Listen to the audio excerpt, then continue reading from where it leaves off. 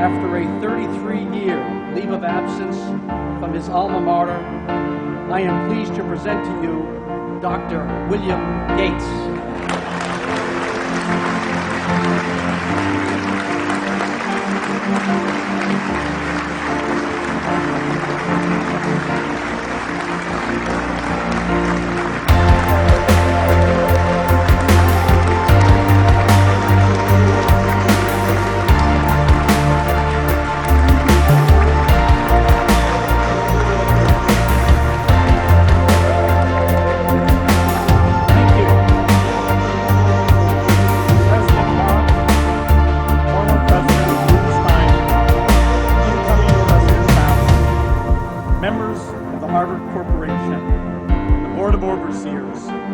Members of the faculty, parents, and especially the graduates.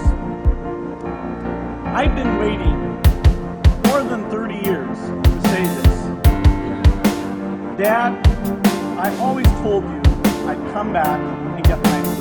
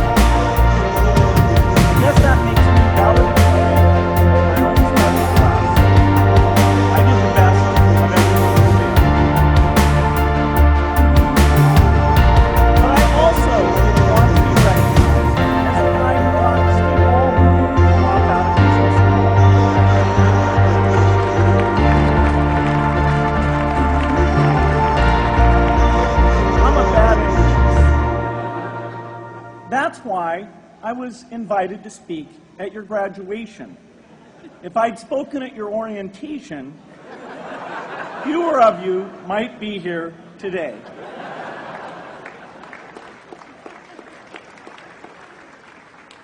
Harvard was a phenomenal experience for me. Academic life was fascinating. I used to sit in on lots of classes that I hadn't even signed up for.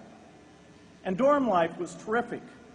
I lived up at Radcliffe in Currier House. There were always a lot of people in my dorm room late at night discussing things because everyone knew that I didn't worry about getting up in the morning.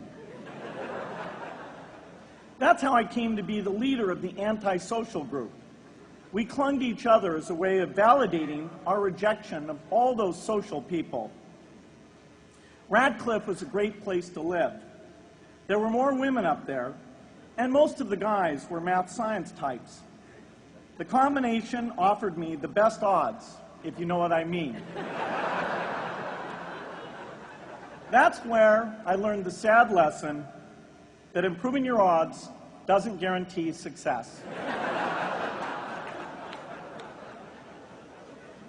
One of my biggest memories of Harvard came in January 1975 when I made a call from Currier House to a company in Albuquerque, New Mexico that had begun making the world's first personal computer.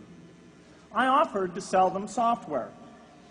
I worried they would realize I was just a student in a dorm and hang up on me.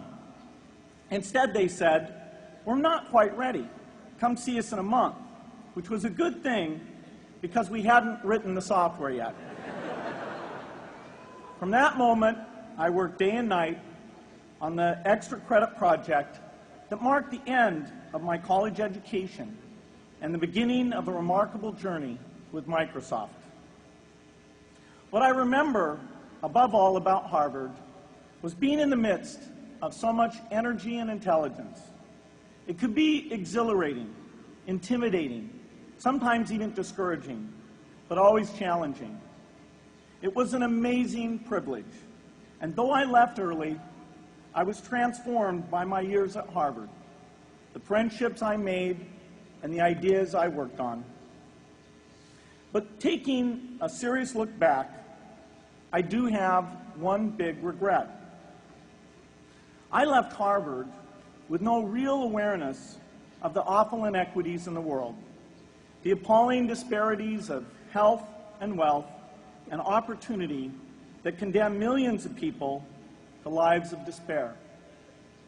I learned a lot here at Harvard about new ideas in economics and politics. I got great exposure to the advances being made in the sciences. But humanity's greatest advances are not in its discoveries, but in how those discoveries are applied to reduce inequity.